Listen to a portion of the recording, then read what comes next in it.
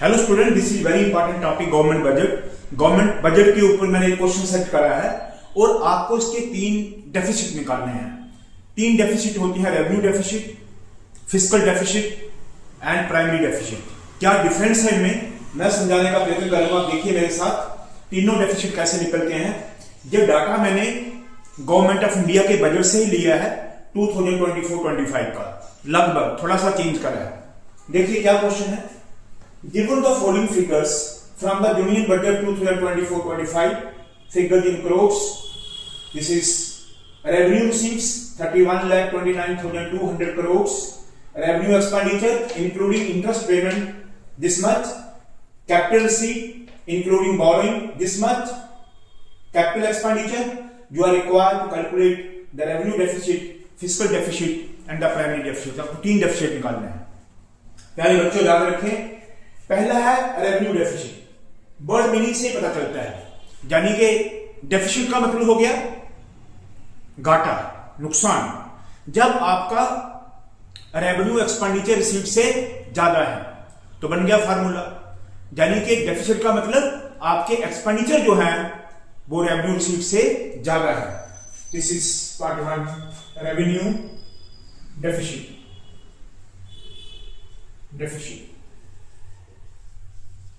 Equal to revenue expenditure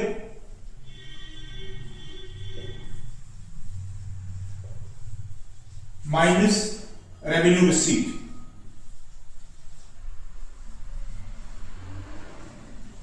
अब आपको याद रखने की जरूरत नहीं पड़ेगी, डेफिसिट का मतलब ही यही होता है कि आपके एक्सपेंडिचर आपकी रिसीट से एक्सीड कर रहे हैं, तभी डेफिसिट आएगा। अगर इसका उल्टा हो जाए तो सरप्लस होता है। तो बताइए रेवेन्यू एक्सपेंडिचर आपके कितने हैं?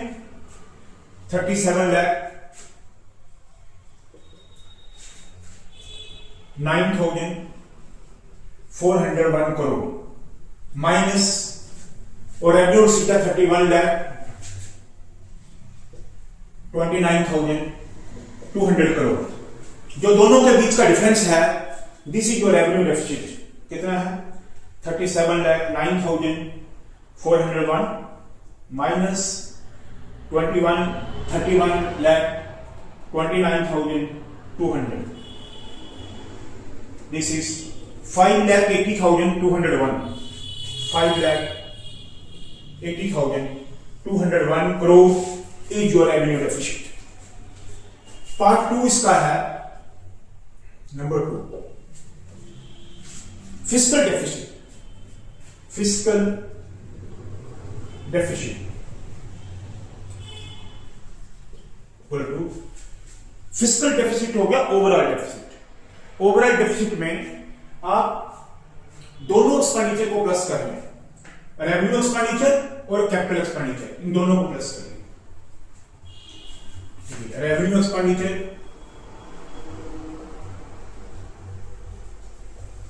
Plus capital expenditure minus revenue receipt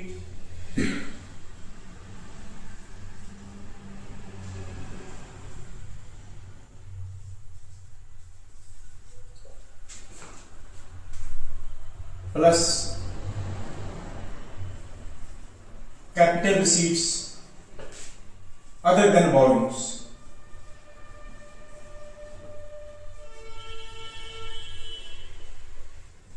मैं इसका मतलब समझाता हूं आपको।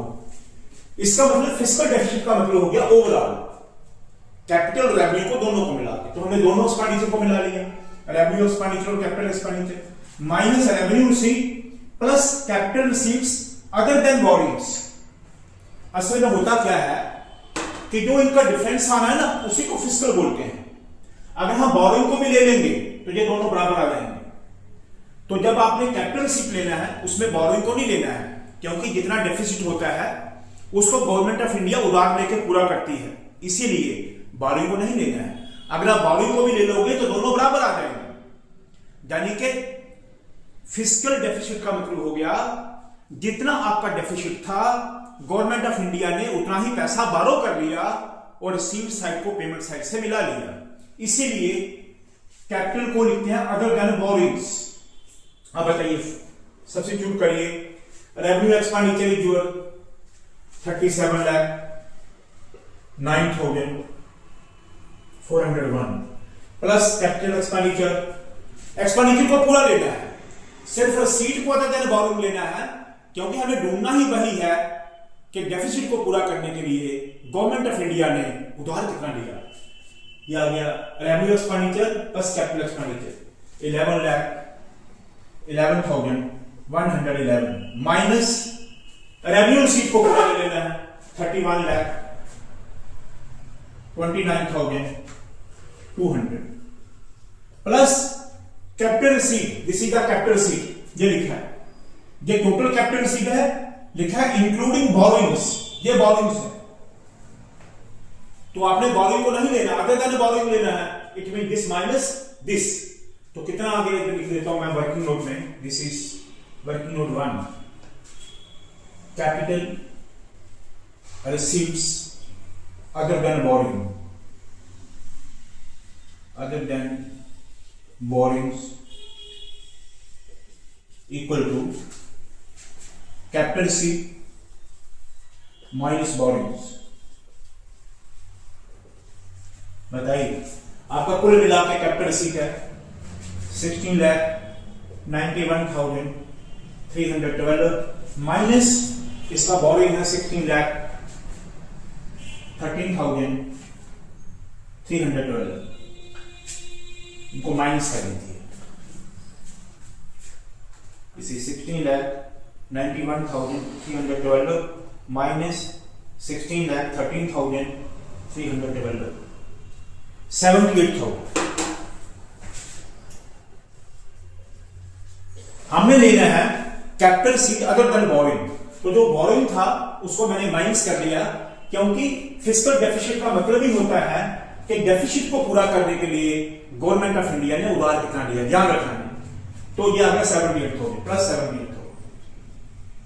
नाउ इन दोनों को प्लस करके उसको माइनस कर दीजिए, ये आ गया this is 37,09,401 plus 11,11,111, this is 48,20,512 minus इन दोनों को प्लस कर दें 31,29,200 प्लस 78,000 प्लस दिस इज 32,07,200, करें इसे माइनस 48,20,512, दिस इज 16,13,312। चेक करके देखिए, बिल्कुल वही है, बोरो के बराबर इसका आंसर आ जाएगा। आप ध्यान रखें, आपको बड़ा स्पेसिफिकली बता दिया, फिस्कल डेफिसिट होता ही वो डेफिसिट का अमाउंट है जो गवर्नमेंट ऑफ इंडिया बोरो लेके बजट को बराबर करती है, यानी कि रिसीट और पेमेंट को बराबर करती है। तो अगर आपने ये वाला अमाउंट टोटल ले लिया तो आपका क्वेश्चन गलत हो जाएगा। आपको क्वेश्चन में जब भी ये दिया होगा कैपिटल रिसीट, आपको देखना आपने वो लेना है जो अदर देन बोरोइंग है, क्योंकि आपका नेट रिजल्ट जो आएगा वो बोरोइंग के बराबर आना चाहिए। इसका मतलब इतना गवर्नमेंट ऑफ इंडिया ने उधार लिया बजट को बराबर करने के लिए, डेफिसिट की कमी को दूर करने के लिए गवर्नमेंट ऑफ इंडिया ने इतना उधार लिया। अब तीसरा,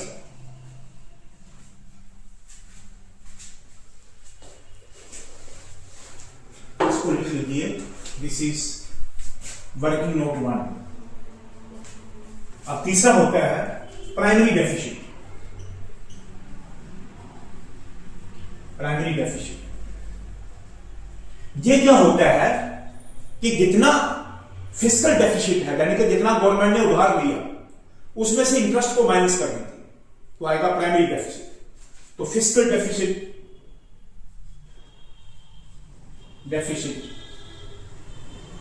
minus interest on loan, interest on borrowings.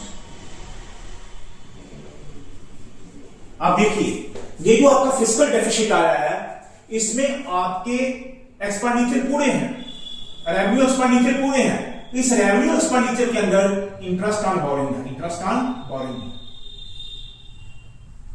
अब ये जो फिस्कल डेफिसिट का अमाउंट आया था वो इंटरेस्ट और बोरिंग उसके अंदर ऐड था। अगर हम फिस्कल डेफिसिट से ये इंटरेस्ट और बोरिंग जो रेवेन्यू एक्सपेंडिचर के बीच में इंक्लूड था, अगर उसको माइनस कर दोगे तो आएगा प्राइमरी, यानी कि इंटरेस्ट के बिना का डेफिसिट।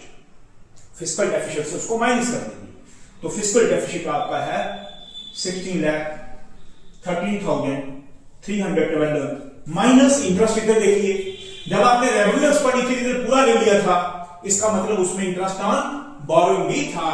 अब फिस्कल डेफिसिट से उसको माइनस कर दीजिए तो कितना इंटरेस्ट है? 11,62,490 11,62,490, इसको माइनस कर दीजिए। इसका मतलब 16,13,312 माइनस 11,62,490, यह आएगा 4,40,822। This is your primary deficit. यानी कि ये जो डेफिसिट आया था इसमें इंटरेस्ट ऑन बोरिंग का एलिमेंट था इसमें।